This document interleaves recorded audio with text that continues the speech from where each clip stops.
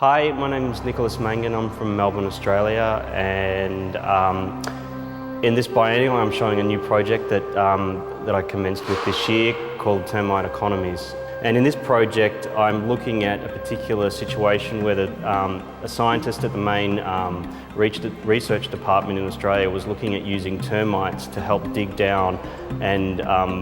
remove or expose where gold and other precious resources might be. And I guess the termites as a kind of civilized or a kind of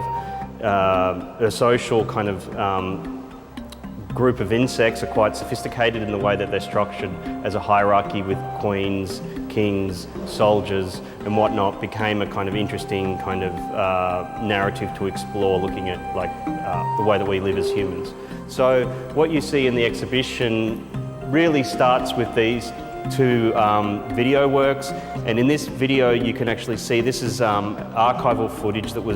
it's a project or research project by a scientist working in Namibia where he poured plaster of Paris into a termite mound and then installed a camera on top of that and sliced off 2mm sections at a time, and what happens is that you slowly start to see what's happening inside the termite mound. What's also interesting about it is that it also looks like a brain or a kind of central nervous system, and I guess in considering termites and their collective behaviour, this became interesting as a sort of starting point for the project.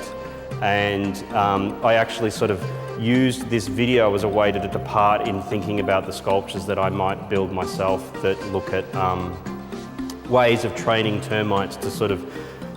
work for humans. So this is also based on an existing drawing, a three-dimensional drawing I found on the internet, where certain scientists were looking at the way that termites would bite into something. And I guess this idea of biting and consuming and metabolizing is at the core of the project. And it's interesting because some of these also look like intestines or they look like stomachs. Video that shows the way that termites mix their saliva with dirt and create what's called a cement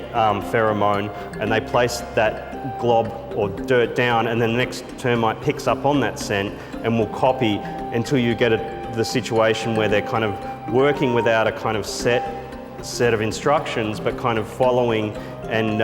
working in a process of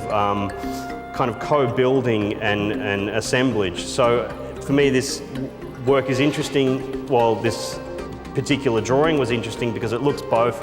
at the idea of removal and extraction, but also